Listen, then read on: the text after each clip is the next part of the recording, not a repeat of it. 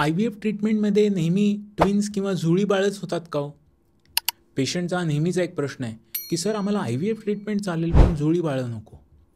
IVF ट्रीटमेंटच्या मध्ये आम्ही किती गर्भ तुमच्या गर्भाशयात घालतो ना यावर ठरतं की तुम्हाला किती बाळं होणार. आजकाल जे आंतरराष्ट्रीय दर्जाची ट्रीटमेंट आहे त्यामध्ये आम्ही तुमच्या गर्भाशयात नेहमी एक एम्ब्रिओ, ज्याला आम्ही ब्लास्टोसिस्ट म्हणतो, नेहमी एकच एम्ब्रिओ टाकणं प्रेफर करतो. ह्याचा फायदा आहे की या ब्लास्टोसिस्ट ट्रान्सफरचा सक्सेस रेट तर चांगलाच आहे, पण त्याचबरोबर आम्ही एक एम्ब्रिओ टाकतो त्यामुळे त्याचा फायदा हा होतो की प्रेग्नन्सीसुद्धा एकच राहते. ही गोष्ट वेगळी की जर कोणाला ट्विन्स पाहिजेच असतील तर अशा वेळेला पेशंट आम्हाला सांगतात की सर आम्हाला ट्विन्स पाहिजेत आणि अशा वेळेला आम्ही एकच्या ऐवजी 2 एम्ब्रिओ टाकतो. पण प्रत्येक वेळेला IVFमध्ये ट्विन्स राहतात हे साफ चुकीचं आहे.